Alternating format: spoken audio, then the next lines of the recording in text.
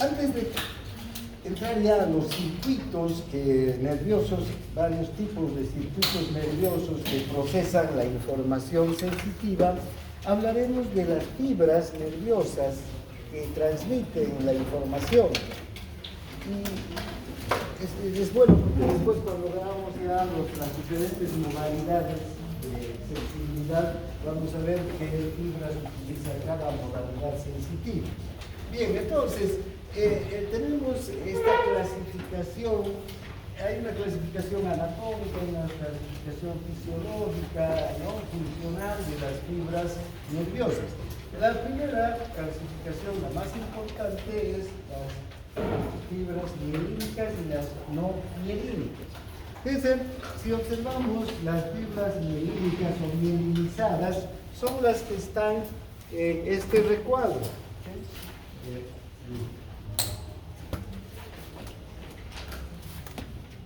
A ver si alguien me puede ayudar a abrir. Las que están en este recuadro de aquí, ¿no? Hasta aquí. Fíjense, estas son las mielinizadas. Estas de la derecha vendrían a ser las no mielinizadas, ¿ya? ¿Qué diferencias hay importantes entre las no mielinizadas y las mielinizadas desde el punto de vista funcional? Que las mielinizadas, en una parte, son más gruesas, ¿sí? Son fibras más gruesas. Fíjense, el diámetro de estas va a variar entre prácticamente 1 micrómetro hasta 20 micrómetros, ¿sí? Son fibras bien gruesas, en especial las alfa. A estas mielinizadas las vamos a catalogar como fibras A, ¿sí? A igual mielinizada. Acuérdense, A igual mielinizada o mielínica, ¿sí? En cambio, las fibras C son las no mielinizadas, ¿ya? Y si observan, estas fibras no mielinizadas van a ser de 0,5 hasta 2 micrómetros máximo, las no mielinizadas. Entonces, es como si el grosor de una mielinizada fuera aproximadamente así y de una no mielinizada así, ¿no? Entonces son mucho más gruesas. Esto les permite a las mielinizadas ser más veloces. Y fíjense, la velocidad de conducción va desde 6 metros hasta 120 metros por segundo. A gran velocidad conducen el estímulo, las mielinizadas. En cambio, las no mielinizadas de 0,5 hasta 2 metros por segundo. Igual es rápido, ¿no? Vean, es una velocidad muy rápida, pero mucho más lenta en relación a las mielinizadas. Ahora, si observamos dentro de las mielinizadas, no todas son iguales. Hay entonces unas que son las mielinizadas tipo alfa, ¿sí? Un subgrupo, las alfa,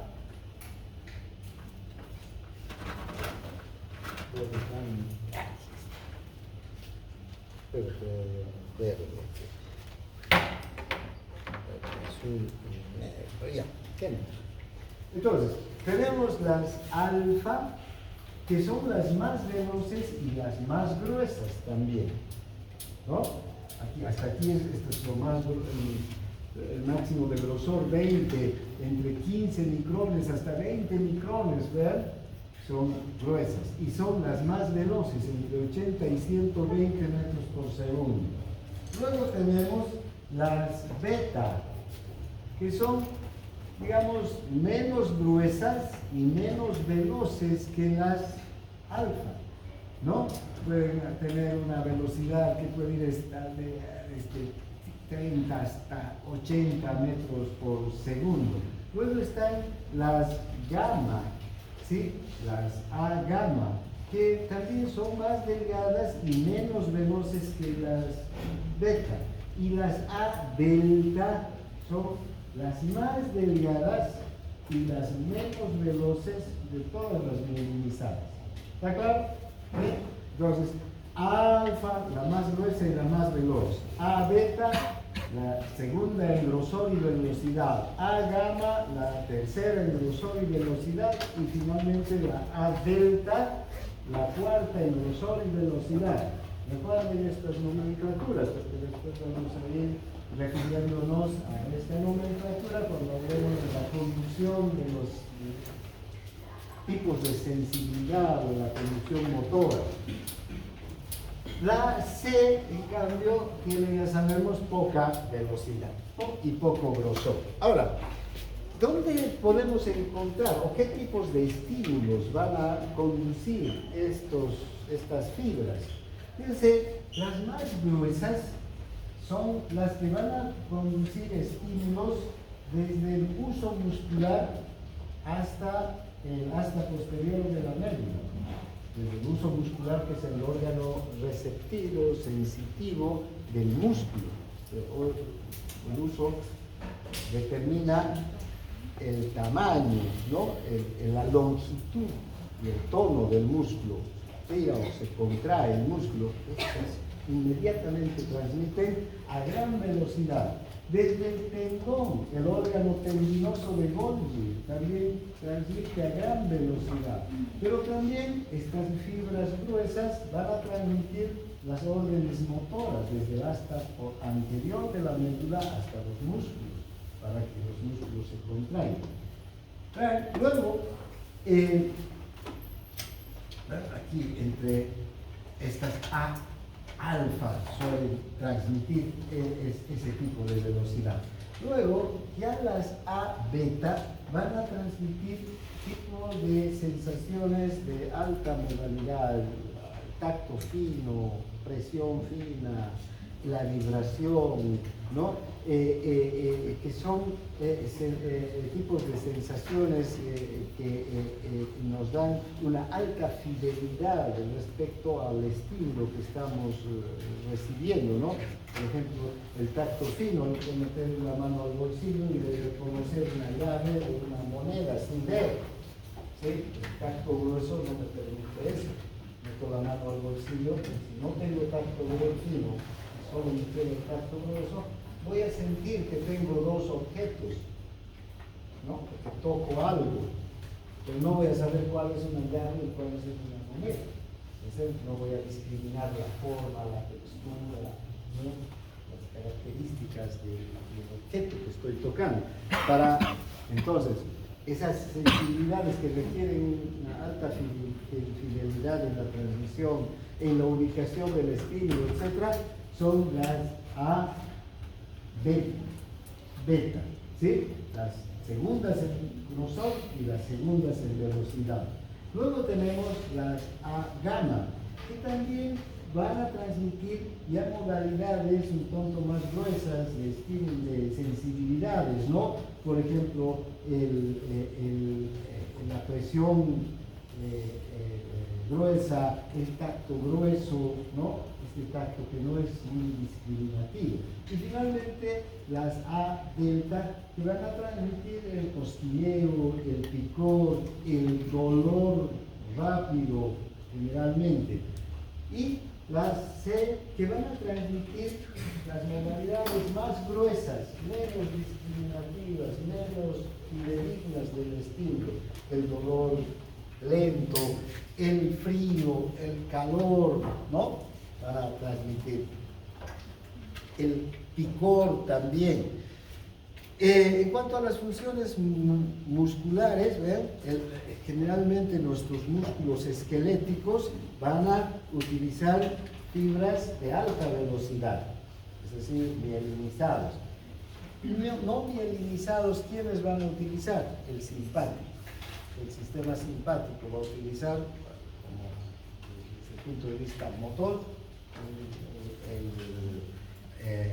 fibras no mielinizadas. Entonces, recuerden bien esta clasificación, porque nos vamos a ir repitiendo la clasificación de los nervios a lo largo del recorrido de las sensibilidades, ¿no? ¿Cómo va? Bien, entonces, recuerdan, cuando hemos hablado de la neurona, hemos visto que hay la sumación temporal y la sumación espacial en una neurona, ¿no? Una sumación temporal o, primero, espacial no es nada más que el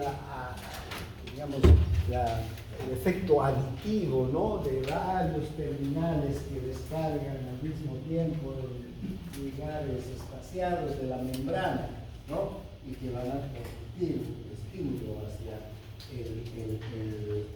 el soma de la neurona postsináptica.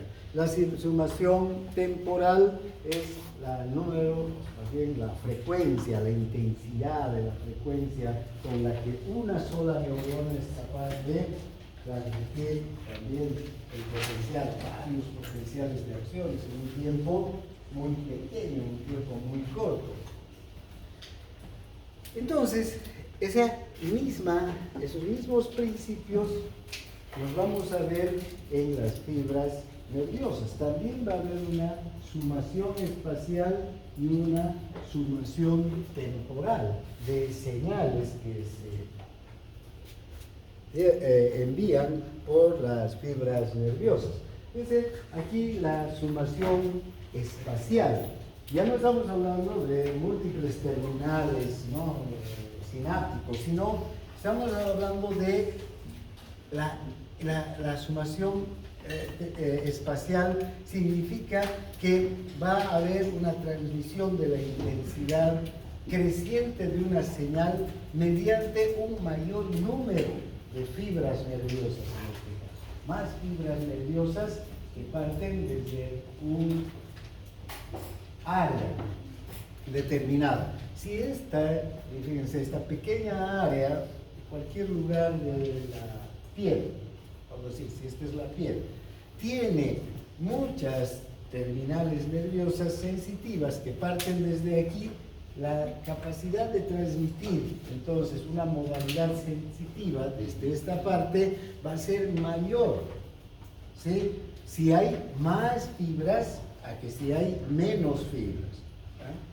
¿Por qué? Porque si yo pincho con un alfiler una parte muy pequeña y solamente encuentro una o dos fibras sensitivas, receptores sensitivos que están vinculados a fibras sensitivas, entonces la modalidad de transmisión va a ser baja, ¿no es verdad? No va a ser tan intensa. Entonces, este tipo de, si es dolor, si es solo tacto, va a ser con una frecuencia pequeña, digamos, ¿no? O una intensidad, más que frecuencia, una intensidad pequeña.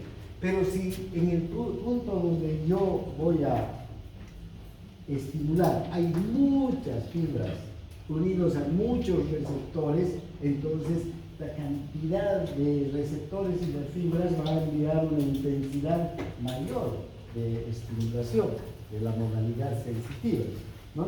Entonces es como estas tres áreas que estamos viendo aquí. Aquí hay pocas fibras, entonces aquí el estímulo va a ser débil. Aquí hay más fibras. Si aquí estimuló, el estímulo va a ser moderado. Y aquí hay más fibras. Si aquí estimuló, el estímulo va a ser intenso. Y fíjense, el área es el mismo, o la misma, ¿verdad? No es que esta es un área pequeña y esta es un área grande, no. Aquí en la misma área hay pocas fibras, moderada cantidad de fibras, y aquí hay pocas, moderada y muchas. Entonces el estímulo va a ir creciendo de acuerdo a la cantidad de fibras que son estimuladas, ¿no? A esto lo vamos a conocer como campo receptor, el campo receptor. Entonces, ¿dónde hay un campo receptor mayor? En esta área, ¿no es verdad? Aquí hay un campo receptor mucho más grande porque hay más fibras nerviosas sensitivas que están transmitiendo el estímulo. Bien, la sumación temporal consiste en acelerar la frecuencia de los estímulos, exactamente igual que con el terminal presináptico, ¿no es verdad? Que si hay más estímulos que transmiten una fibra a mayor velocidad, entonces también va a aumentar la intensidad del estímulo. Dice, aquí se están transmitiendo estímulos este es el tiempo y esta es la intensidad del estímulo. Vean, entonces, aquí se están transmitiendo estímulos a tiempos muy espaciados. Entonces, la intensidad, ¿no?, del estímulo es pequeña. Pero si empieza la fibra a transmitir estímulos rápidamente, en un tiempo pequeño transmite muchos estímulos, es como también la intensidad del estímulo puede aumentar. Entonces, una es la sumación espacial, el número de fibras, y aquí es la sumación temporal, la cantidad de estímulos que puede transmitir una sola fibra, ¿no? Bien, ahora nosotros hemos estado viendo hasta ahora una sucesión de neuronas que transmiten un estímulo, ¿no? El ejemplo que nos sigo poniendo es que ahí está una primera neurona, una segunda neurona, una tercera neurona, una cuarta neurona, ¿no? Perdón, sí. Que va transmitiéndose entonces el estímulo de la primera a la segunda. Esto ocurre, pero el sistema nervioso es muchísimo más complejo. Aquí vamos a hablar de grupos neuronales. E incluso este esquema que vamos a ver aquí es demasiado simplista, pero sirve para entender lo que ocurre en el sistema nervioso. Fíjense, entonces un estímulo que eleva una neurona no se transmite a otra neurona solamente, sino se puede transmitir a muchas otras neuronas, ¿sí? De hecho, ¿hasta cuántas neuronas desde cuántas neuronas vecinas o distantes podría recibir estímulos una neurona? Desde 200.000. Eso quiere decir que los terminales sinápticos también se dividen, ¿no? Se multiplican. Un solo axón va a liberar muchos terminales sinápticos. Ahora, una neurona va a transmitir su estímulo a la neurona que está más cerca, pero también a neuronas que están más lejos. Entonces se está transmitiendo el estímulo a grupos neuronales, no a una neurona, sino, fíjense, este estímulo está llegando a 1, 2, 3 neuronas, ¿no? El de esta también a 1, 2, 3. Pero hagamos de cuenta que estas son 1000, estas otras 1000, estas otras 1000, otras 1000. Y así podemos ir multiplicando y dándonos cuenta de la complejidad del sistema nervioso. Pero bien, analizaremos este cuadro solamente. Fíjense, tenemos aquí dos neuronas. Digamos que son neuronas de entrada. ¿Qué quiere decir? Que están trayendo un estímulo, un potencial de acción. Estas son de salida. Estas son las neuronas que van a recibir el estímulo y luego lo van a transmitir una vez que hayan recibido el estímulo, ¿no? Podemos observar que esta neurona, la 1, va a descargar directamente sobre la neurona A. Y fíjense, podemos contar 1, 2, 3, 4, 5, 6, 7, 8, 9 terminales presinápticos sobre la neurona A. Pero también sobre la B. ¿Cuántos terminales? 1, 2, ¿no? Y sobre la neurona C, 1, 2, 3 terminales presinápticos. La neurona 2, a su vez, va a descargar 1, 2, 3, 4, 5, 6, 7, 8, 9, 10. ¿Cómo? 1, 2, 3, 8, 9 también. 9 No, 10, 11, 12 terminales presinápticos sobre la neurona D. Va a también descargar sobre la C e incluso sobre la D, ¿no? Entonces, estamos hablando aquí entonces de transición en grupos neuronales. Ahora, hay una neurona más próxima a la neurona que está descargando el estímulo. Esta neurona, la neurona más próxima o esta neurona más próxima va a ser la neurona que va a recibir mayor estimulación, ¿sí? O inhibición, dependiendo del tipo de estímulo que transmitan estas neuronas. En este caso, esta neurona va a recibir una gran cantidad de estímulos, ¿no? Procedente de esta neurona 1. Lo mismo, la neurona D va a recibir una gran cantidad de estímulos procedente de la neurona 2. A tal punto, vean, que si viene un potencial intenso de acción por esta neurona y se descargan en 9 terminales y cada terminal transmite 3 milivoltios, seguramente vamos a poder alcanzar con esa sola descarga el umbral y esta neurona se va a despolarizar. ¿Nos dará? Entonces, esta neurona BA está en el campo de acción, ¿sí?, de esta neurona 1. En cambio, estas otras van a mandar aquí 3 y aquí 3. ¿Cuántos sumamos? 9. Entonces, con 9 no llegamos al umbral, ¿sí? No se va a despolarizar. ¿Cómo queda esa neurona? Facilitada. Entonces, esta está facilitada. Está fuera del campo receptor que tiene esta neurona. Pero eso no significa que no la esté enviando estímulos. Y estos estímulos van a estar ahí facilitando la neurona. Esta otra neurona puede enviar también sus estímulos, otra neurona puede enviar sus estímulos y sumar en una sumación espacial y desencadenar un potencial de acción y excitar. Pero esta no la está excitando ni inhibiendo, solamente la está facilitando. ¿Verdad? ¿Recuerdan de los conceptos de ayer de facilitación neuronal? Bien, entonces,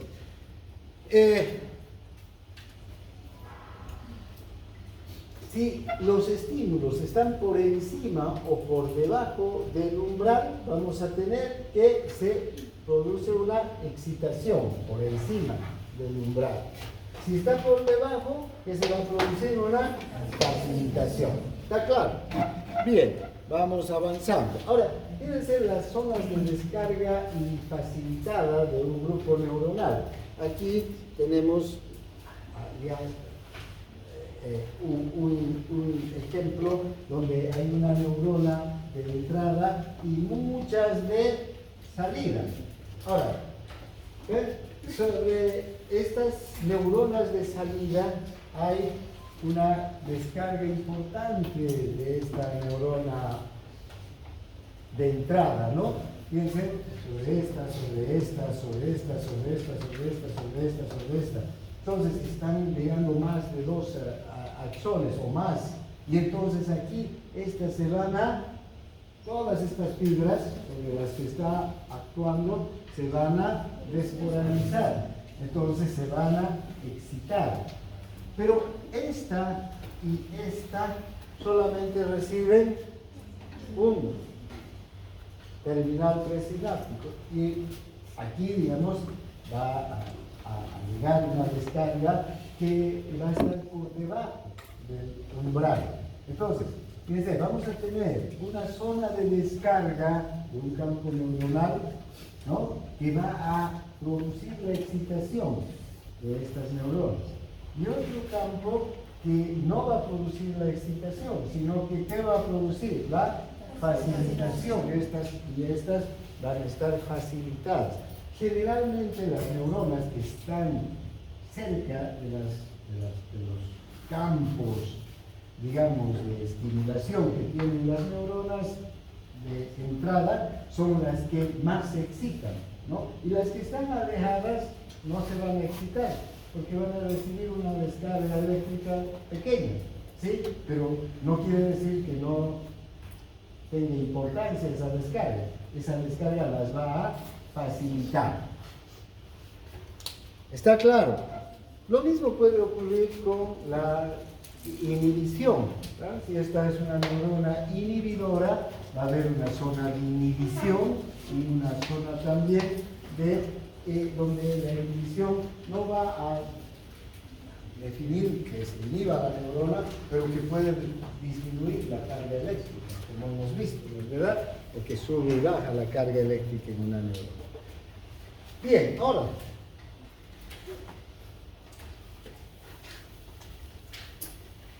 veamos algunos grupos neuronales que transmiten señales en el sistema nervioso. Para empezar, tenemos lo que conocemos como la divergencia de señales. ¿Qué es la divergencia de señales? Si ustedes observan, aquí tenemos una neurona que está llegando y que está estimulando a dos neuronas a través de sus terminales presinápticos. Estas dos, a su vez, están estimulando otras dos, cada una. Y entonces, en total, ¿cuántos serían? 4. Estas 4, a su vez, están estimulando otras 4. ¿Sí? A 8, ¿no? Y así se va amplificando el estímulo que llega a través de una sola neurona. En este caso también podemos ver que una neurona, ¿ven?, viene y va a estimular sobre dos neuronas. Esta otra neurona va a estimular sobre otras dos y esta otra sobre otras dos. Este tipo de estímulo o de circuito se refiere a un circuito divergente. ¿Por qué se llama divergente? Porque las señales, una vez que son transmitidas a las próximas neuronas van a divergir, se van a ir en un sentido diferente. Es como si ustedes salen de aquí, de clases, las dos compañeras vivieron juntas, se sentaron juntas, pero van a salir juntas hasta la puerta. Y ella tiene que ir a pasar clases en el tercer piso. Y ella tiene que ir al laboratorio, ¿no? Una va a subir y otra va a bajar, van a divergir, ¿no? Una se ve por un lado y la otra ve por otro. También podemos divergir de opiniones. Yo pienso que lo mejor es blanco y la compañera piensa que lo mejor es negro. Es divergencia de opinión. Las neuronas también van a tener divergencia en cuanto a las señales que reciben, ¿no? Y vean cómo aquí esta divergencia va haciendo que se vaya amplificando una señal. Esta es una divergencia de tipo amplificadora.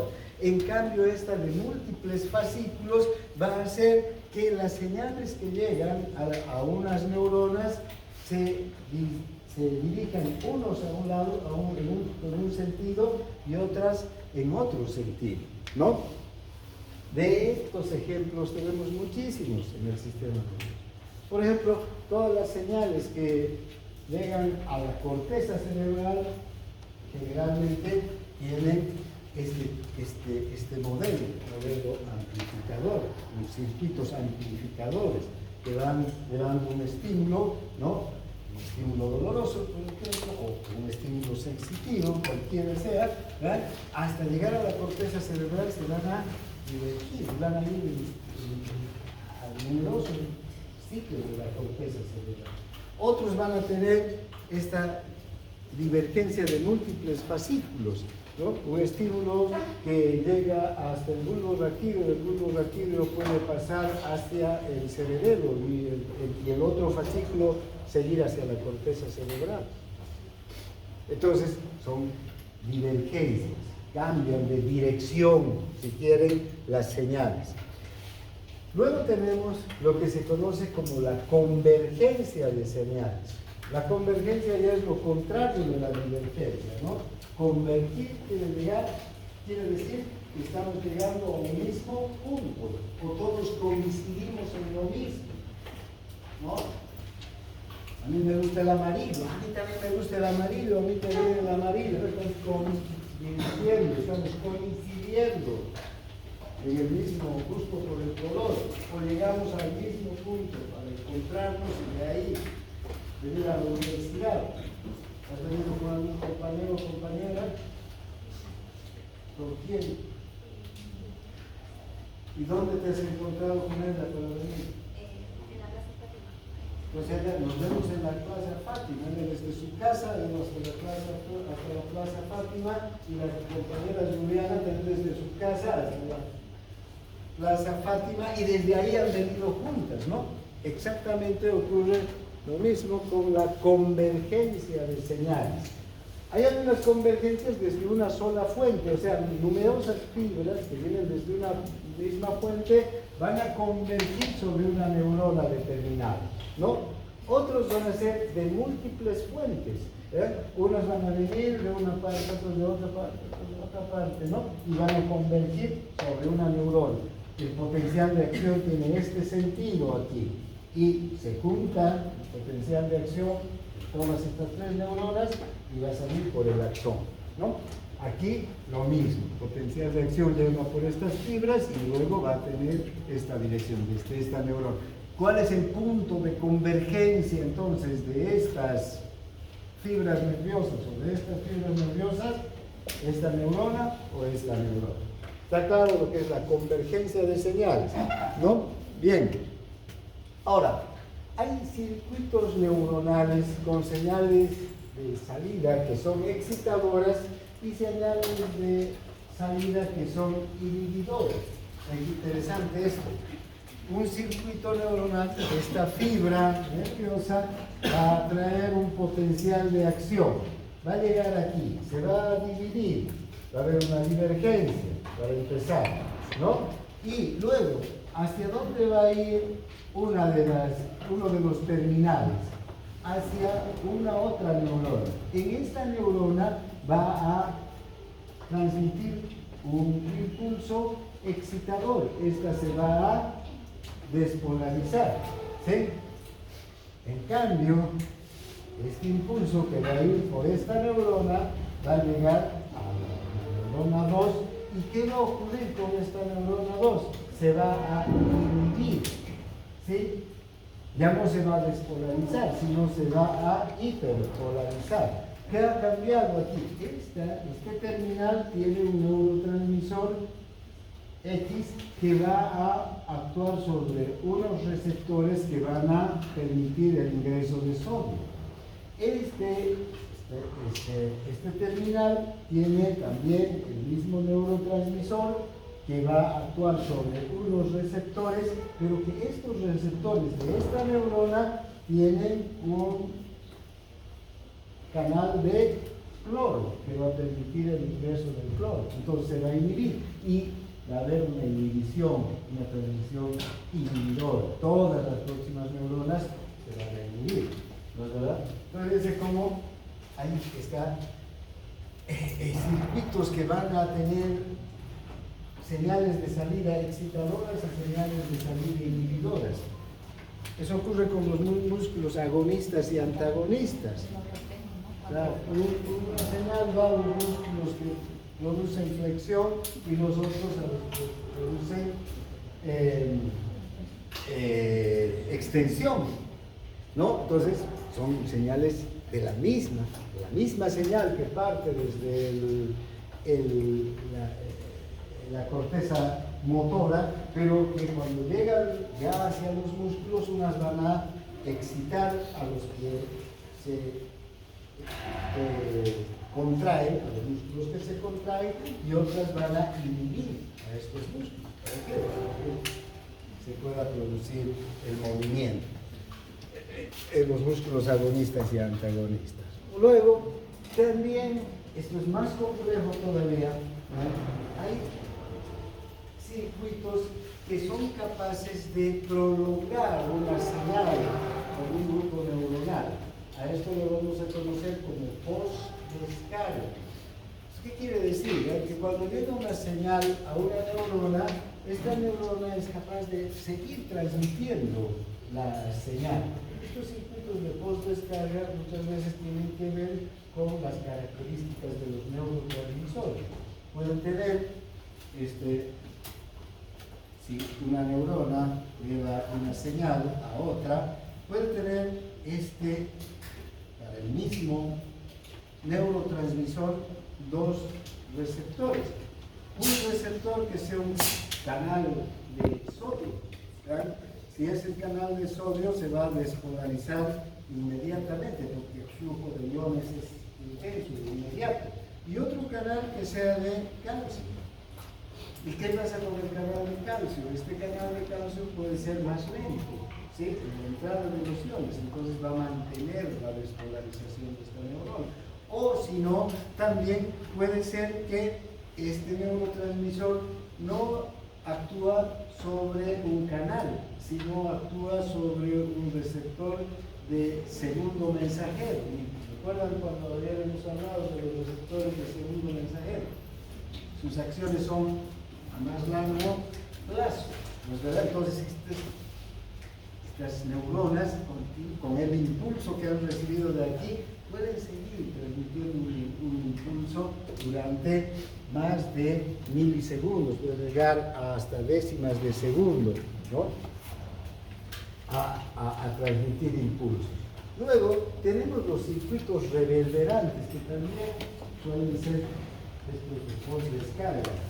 Estos circuitos reverberantes u oscilatorios también se llaman, son circuitos que se caracterizan por seguir transmitiendo una señal después de que la señal ha llegado a una neurona determinada.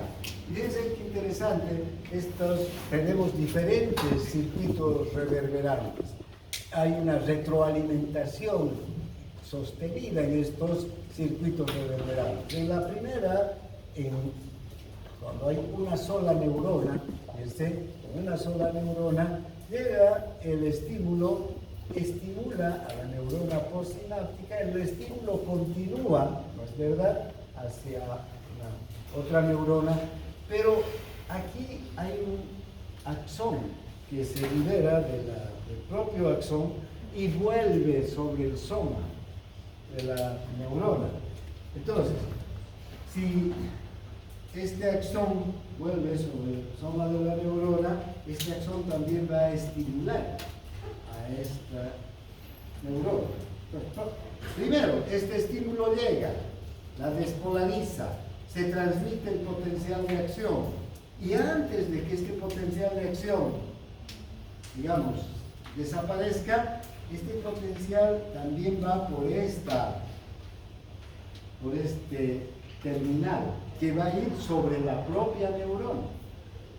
Y entonces va a liberar un neurotransmisor y la va a volver a excitar. Entonces va a ser un circuito que va a, como su nombre dice, reverberar, es decir, dar vueltas y vueltas, ¿no? Hasta que, desde luego, en algún momento se termina, porque ya no va a llegar al umbral de despolarización. Pero mientras se mantenga el estímulo o la carga eléctrica permita a esta segunda neurona llegar al umbral de despolarización, el estímulo va a seguir transmitiéndose hacia las próximas neuronas. Aquí más complejo todavía, ¿verdad? Unas pocas neuronas, ya no es una sola neurona, sino son 1, 2, 3 neuronas involucradas que tienen el mismo mecanismo. Fíjense, llega por aquí el potencial de acción, esta se despolariza y transmite el potencial de acción, ¿hasta dónde? Hasta esta otra neurona.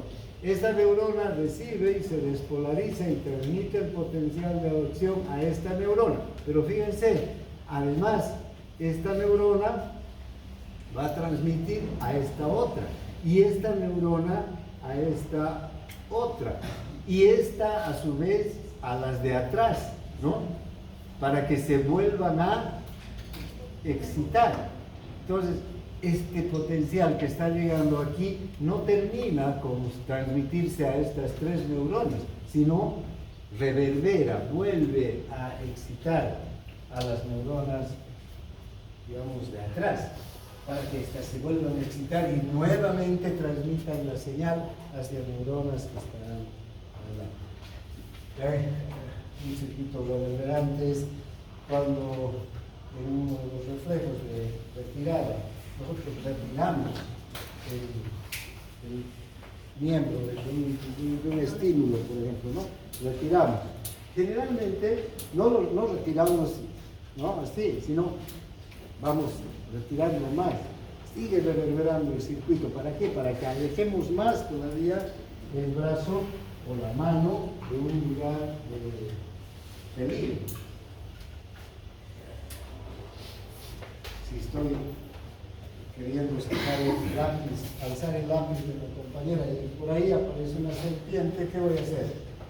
Voy a retirar, ¿no? Pero no solamente voy a hacer esto, sino más todavía. Llego a llevar a una distancia cada vez mayor el brazo. Entonces ahí empieza a reverberar, empiezan a reverberar estos circuitos, dando nuevos estímulos. Hay también otros circuitos que van a participar no solo fibras excitadoras, sino también fibras inhibidoras. Más complejo todavía este circuito, ¿verdad? Aquí hay una neurona que trae un potencial de acción, ¿no? Y esta otra que también trae un potencial de acción. Pero este potencial de acción, ¿qué va a hacer? Va a inhibir a estas neuronas. Va a inhibir a esta neurona. Entonces va a haber aquí una cantidad, ¿no?, de situaciones en las que estas neuronas van a cambiar de un estado de excitación a inhibición en milisegundos, y además van a dar vueltas estos estados de excitación y de inhibición. Este estado de inhibición, o este estímulo de inhibición que llega desde esta neurona, y este estímulo de excitación que está llegando de esta otra neurona. Y finalmente aquí podemos observar, vean, circuitos reverberantes que ya no son una neurona solamente que llega, sino varias neuronas que estimulan a neuronas postsinápticas que van a reverberar cada una, pero además cada una va a enviar señales reverberantes a el resto de las neuronas. Entonces aquí va a haber una reverberación mucho mayor, porque son fibras paralelas, tanto de entrada como de salida. Entonces se va a prolongar la señal con estos circuitos reverberantes u oscilatorios.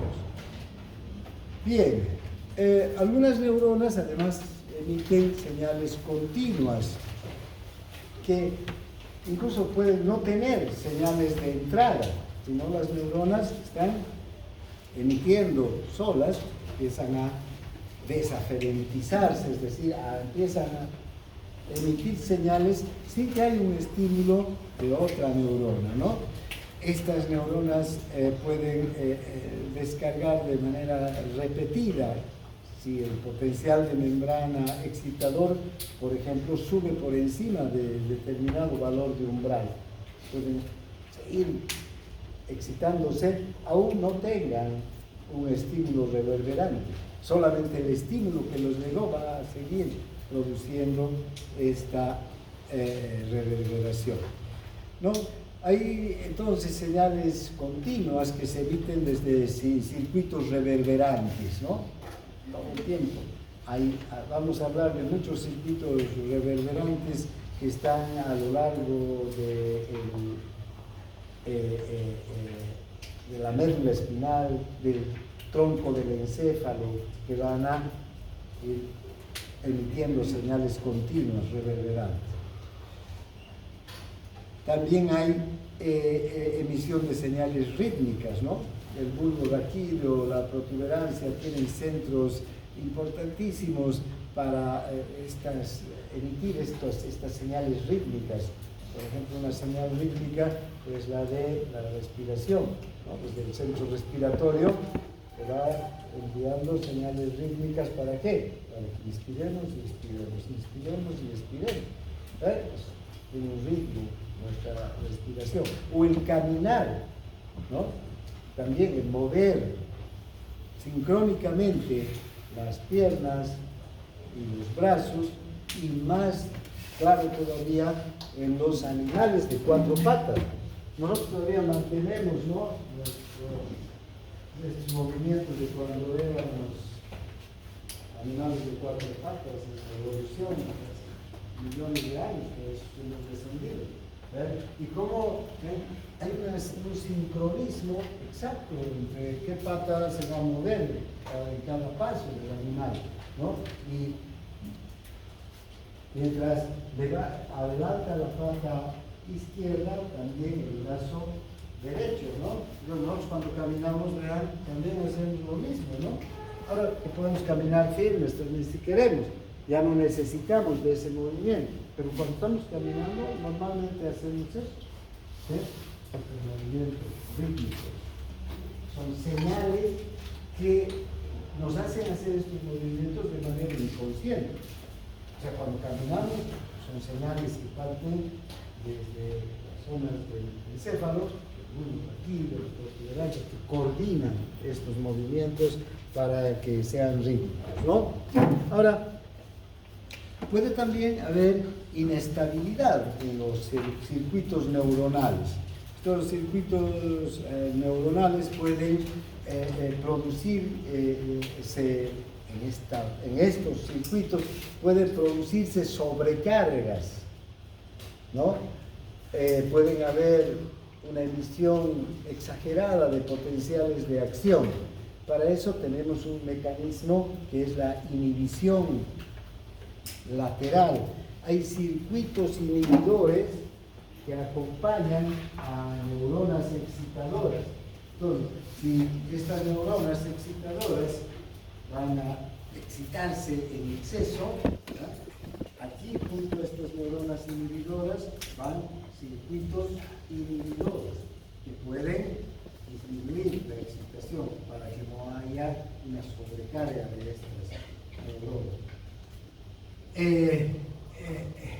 Estos circuitos de retroalimentación, ¿no?, son inhibidores y generalmente van a volver desde el extremo terminal de una vía hacia las neuronas excitadoras iniciales. ¿Para qué? Para que éstas se inhiban y no sigan transmitiendo la señal. Si aquí esta neurona, que es la inicial, digamos, transmite un potencial intenso y entra en descontrol, empieza a transmitir potenciales de acción de forma descontrolada, por aquí va a haber un circuito inhibidor, más rápido, hasta aquí, que va a descargar un neurotransmisor inhibidor. ¿Para qué? Para que esta neurona se inhiba y no siga descargando potenciales de acción descontrolados que ponen al sistema fuera de control, ¿no? Además, tenemos lo que se conoce como la fatiga sináptica.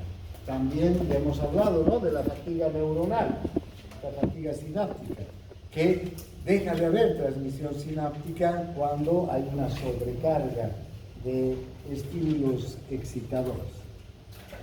Bien, entonces, hasta aquí con este tema.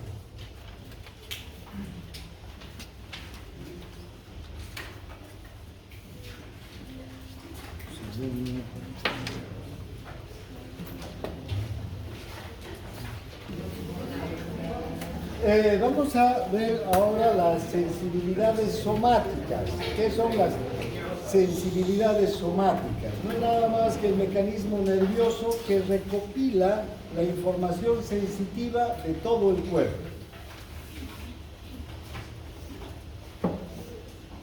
Soma es cuerpo, ¿no? Entonces, sensibilidad somática es ese mecanismo que tenemos que va a recopilar la información de todo el cuerpo. ¿Pero qué tipo de información? Sensitiva. A ver, tenemos varios tipos de sensibilidad o de información sensitiva. Hemos visto que hay muchos receptores, ¿no?, sensitivos, que van a transmitir diferentes modalidades sensitivas también.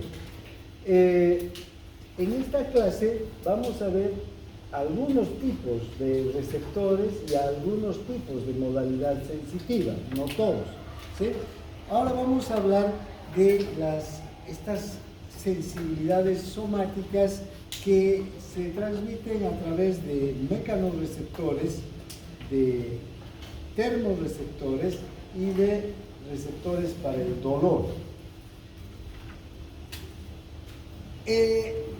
Dentro de las sensibilidades somáticas mecanorreceptoras vamos a tener a las sensibilidades táctiles y a las sensibilidades posicionales.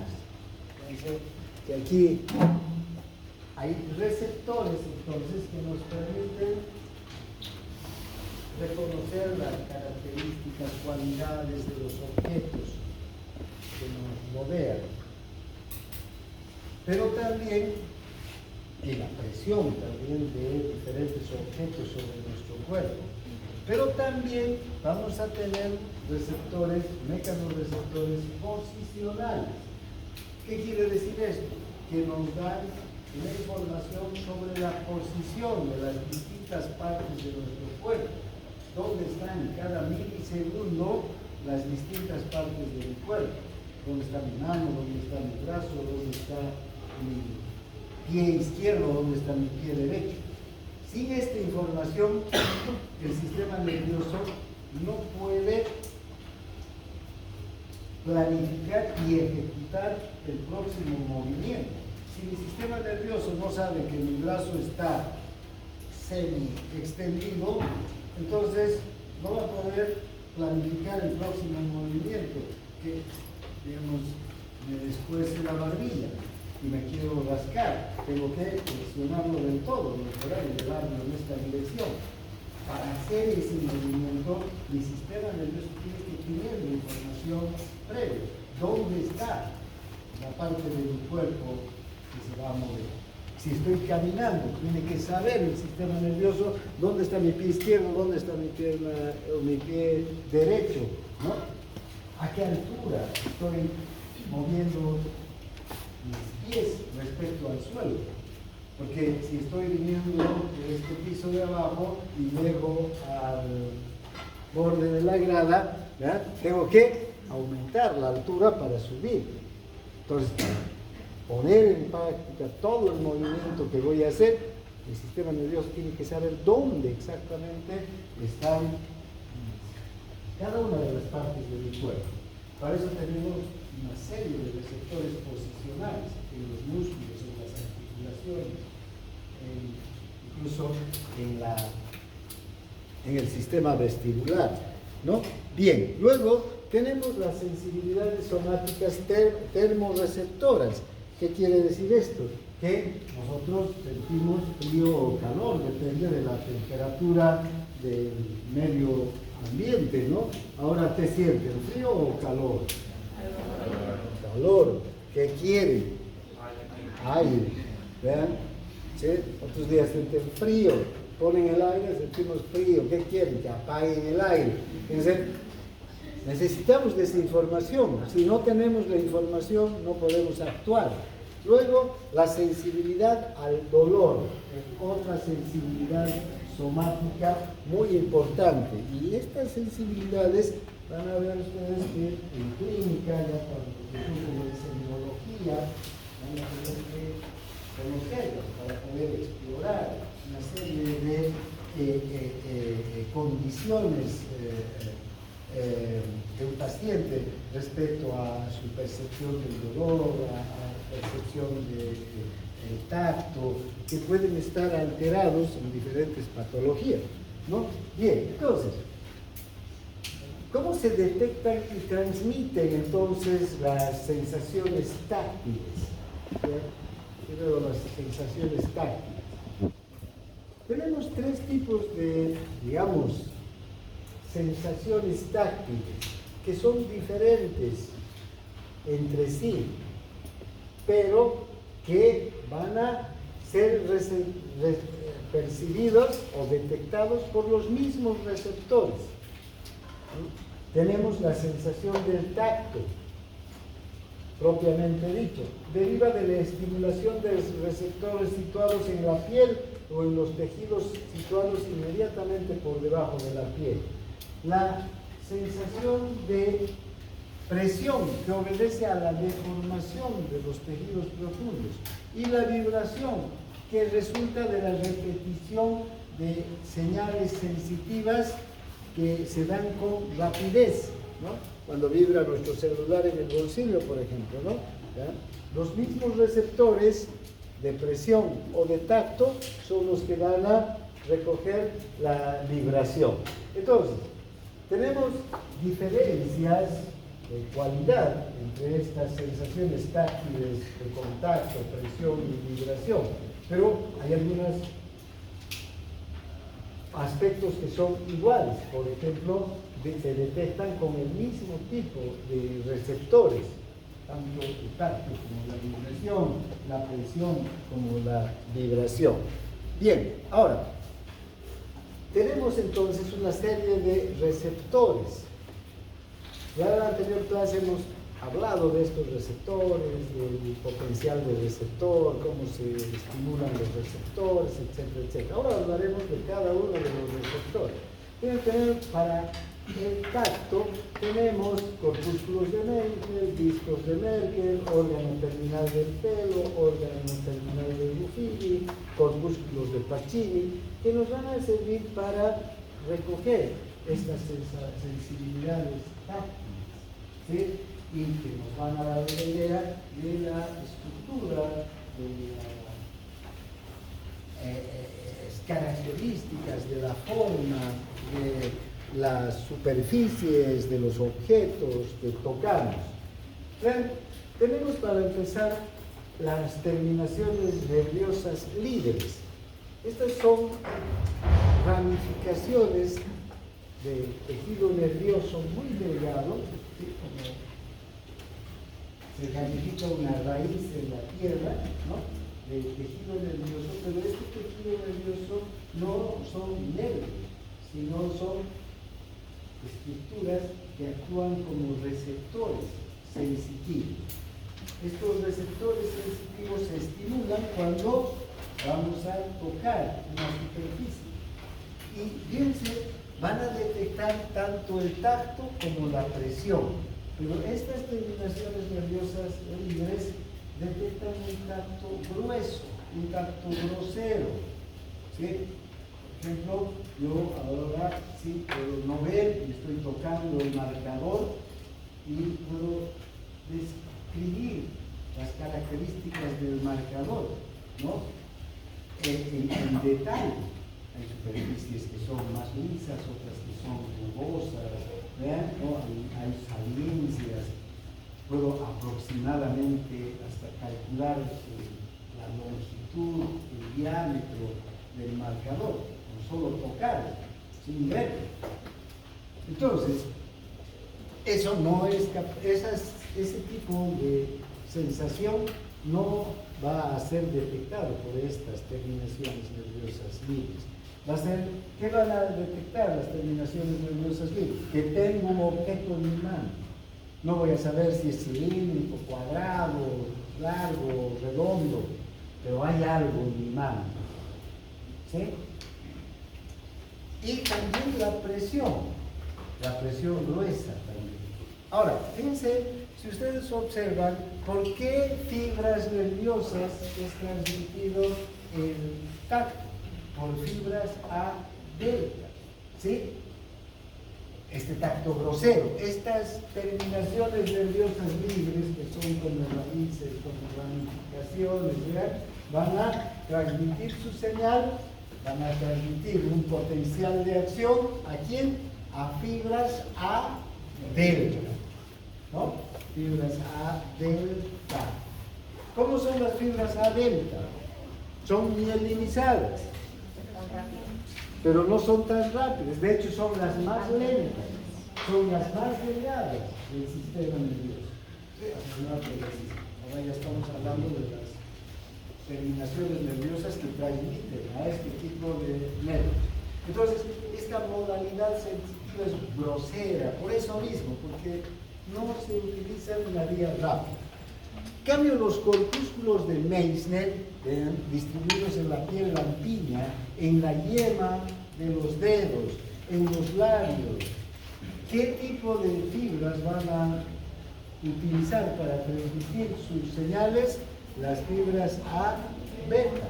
Estas son las segundas en diámetro y en velocidad. Fíjense, pueden llegar hasta 30 metros por segundo la transmisión del impulso. Estas fibras nos van a ayudar a discernir la localización espacial de las sensaciones táctiles. Puede tener un alto grado de fidelidad en cuanto a, si yo siento que una hormiguita está andando por mi brazo, voy a ir directamente al lugar y la voy a tocar y voy a sentirla. A la hormiguita, voy a ir al punto exacto por donde me están dando los hormiguitos, sin ver siquiera. ¿Sí? Entonces, movimiento de objetos sobre la piel y las vibraciones. Y el tacto fino está directamente relacionado con los corpúsculos de Meissner, que están en la yema de los dedos. Luego tenemos los discos de Merkel, que también están presentes en la yema de los dedos. Estos son más todavía específicos para el tacto fino. Determinan el contacto directo de los objetos con la piel. Pueden determinar la textura de un objeto a tal punto que una persona que es no vidente agarra una moneda de 50 centavos y dice, esta moneda es de 50 centavos. Y agarra una moneda de 20 y dice, esta es de 20. ¿O no? Con el tacto de todo. No necesita ver. Fíjense la calidad del estímulo que transmiten estos discos de Merkel, los corpúsculos de Meissner. Entonces, estas, fíjense, también son fibras A beta. 70 metros por segundo la velocidad en transmisión del estímulo, 15 microgramos o micrómetros el diámetro de estas fibras. ¿Ven? Este es el receptor en cúpula de higo que está en los discos de Merkel. Hagamos de cuenta que no, este es el receptor. Este es el receptor y un receptor es microscópico. Pero fíjense cómo tiene estas estructuras. El campo receptor, entonces, fíjense, es realmente grande aquí. ¿Por qué? Porque tenemos en un milímetro cuadrado una gran cantidad de receptores de higo, ¿sí? De cúpula de higo. Y entonces cualquier estímulo sobre este milímetro cuadrado va a ser recogido por cientos y por miles de estas pequeñas estructuras. Por eso es que tenemos una capacidad tan grande de discernir, ¿no? La característica, la textura de los objetos. ¿Qué ves? Tenemos tiempo. Fíjense, estas estructuras que tenemos aquí van a estar conectadas a estas fibras, ¿no? Y a su vez, estas fibras a los nervios sensitivos, tipo A, ¿no? A del beta. ¿no? Que van a transmitir a gran velocidad el impulso. Entonces, ¿qué quiere decir esto? Que miles de estos receptores envían a partir de un campo receptor determinado las señales para que nosotros podamos encontrar con facilidad un grano de arena sobre la pantalla de nuestro celular. Tocamos el celular, aquí hay un grano de arena, ¿no? Por muy pequeño que sea, lo identificamos. Entonces, gracias a este receptor en cúpula de higo, es que tenemos esa capacidad tan grande para discriminar los objetos. Luego está el órgano terminal del pelo. Hay una fibra nerviosa que se enrosca en la base del pelo y transmite el movimiento del pelo. Apenas se mueve el pelo, esta es la raíz muscular del pelo, aquí está enroscado el receptor. Este pelo, por el viento, porque yo me toco, por cualquier motivo, se mueve un poquito y ¿qué va a hacer? Va a despolarizar al receptor. Y este receptor va a transmitir el impulso. También, si ustedes observan, se transmite por fibras a gran velocidad, ¿no? En el caso de los vellos, nos sirve para que identifiquemos también los objetos más pequeños que se mueven por medio de nuestros vellos y lo podemos ubicar con precisión. Luego tenemos los órganos terminales del Ruffin, que están en las capas profundas de la piel y de los órganos internos. Estos van a determinar presión, las presiones más profundas de nuestros órganos, ¿no? No están no son muy superficiales, sino están en los órganos internos, rodean los órganos internos, aunque también hay en la piel, y también se transmiten por fibras a beta. Y finalmente están los corpúsculos de Pacini, que estos sí están inmediatamente debajo de la piel y nos envían señales de presión. Cualquier presión que sintamos, por muy pequeña que sea la presión, inmediatamente los órganos, los corpúsculos de Pacini se estimulan y empiezan a transmitir señales. ¿Por qué tipo de fibras? A ver, entonces, vean, todos estos receptores son, además de estructura diferente, tienen características morfológicas diferentes y cada uno va a transmitir una modalidad sensitiva, que lo estamos viendo, pero además van a hacerlo mediante la despolarización del propio receptor y mediante la transmisión de la señal mediante un tipo de fibra nerviosa en particular, ¿no?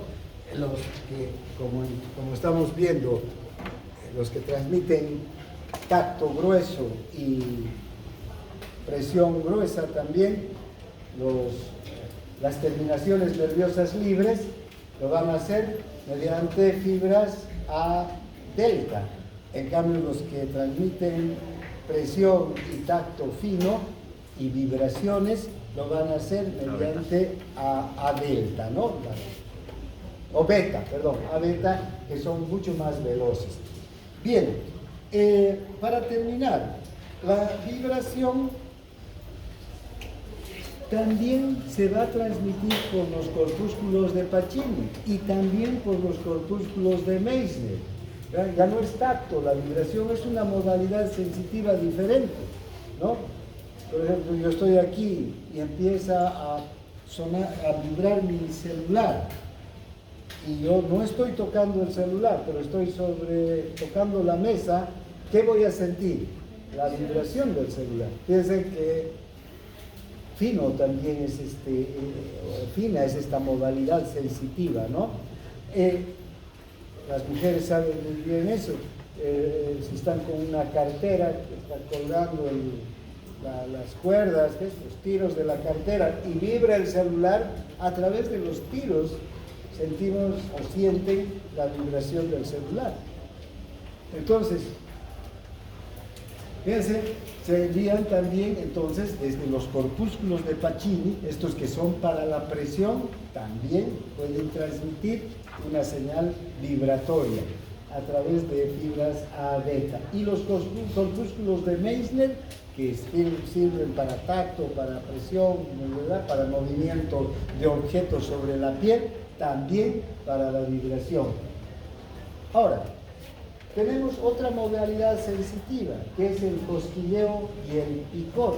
¿Qué es el cosquilleo? Cuando nos hacen cosquillas, ¿no? Fíjense, es una sensación muy poco, digamos, definida, el cosquilleo, ¿sí?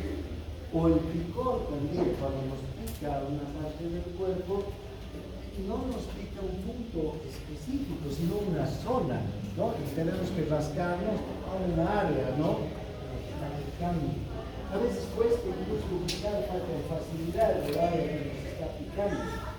Por eso es que nos rascamos zonas extensas. Esto se debe a que estas terminaciones libres, que transmiten también tacto grueso y que también transmiten presión no determinada o una presión gruesa también, van a transmitir estas sensaciones de cosquilleo y picor. Y recuerdan por qué fibras se transmiten, por fibras A delta. E incluso estas sensaciones de picor y de cosquilleo se van a transmitir por anielina, las más delgadas, las más lentas del sistema. O sea, cuanto más indeterminada, más difusa es la sensación que sentimos, el sistema nervioso utiliza las fibras más gruesas y menos velozas. ¿Ya? Hasta aquí vamos a ver hoy día. Mañana vamos a continuar ya.